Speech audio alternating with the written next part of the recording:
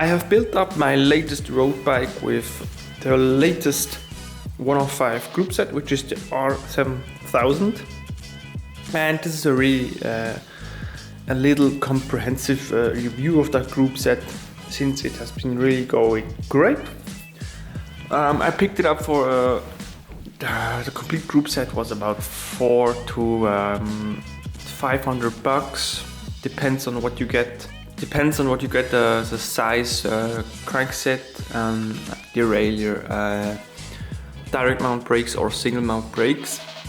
So it's a really cheap Groupset, and I think personally it is the Groupset which has one of the best price to performance ratios, since even the weight penalties are not as terrible as you might think.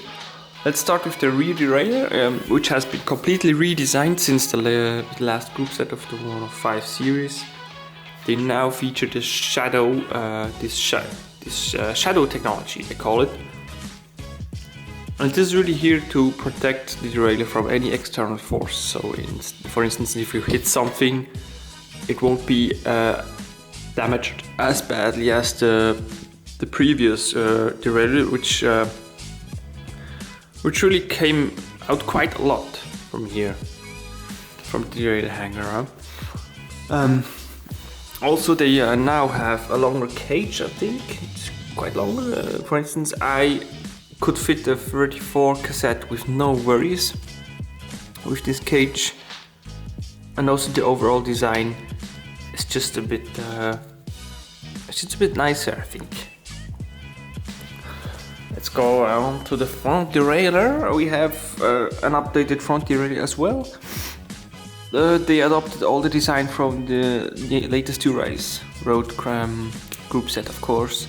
So you see it has been completely redesigned as well. The long arm isn't here anymore. The cable routing is really different. You now adjust the cable tension by turning this little screw over here, and you don't have to pull the cable up whilst undoing and mounting the bolt again. So it should be an easier process. I have heard some of the mechanics say that it's a bit more complicated to adjust it, but I personally had no problems. You just have to read the manual, as always. Crankset has been redesigned as well to still feature the 4 bolts. Of course, you can't really go lower than that, but 5 was a bit much, so they came down to 4. You see the arm isn't centered anymore, it's a bit higher up, it's a bit fatter, it's a bit boosted, I don't know, blew up maybe. You can now, with the redesign, you can fit subcompact cranks from a company named Absolute Black, for instance. Subcompact means you have compact, which is 50-34.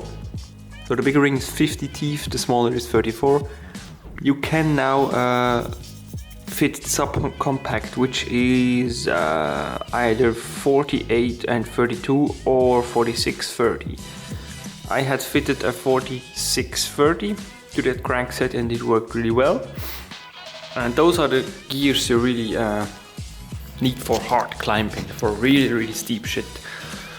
Let's go on to the brakes. I have the direct mount version of those 105 brakes and they work amazingly well. They work so well, the braking power is really top notch, I think, especially for this Groupset. Like, it's really a light feeling. Of course you have to have nice cables as well with low friction, but the braking power is really cool. Also, it gives a nice tire clearance up to 28, even 30, I reckon. Single mount version also works really well. I rode a bike with single mount as well, and also the braking power is almost the same. It's really nice. And the STI levers, they have been updated as well.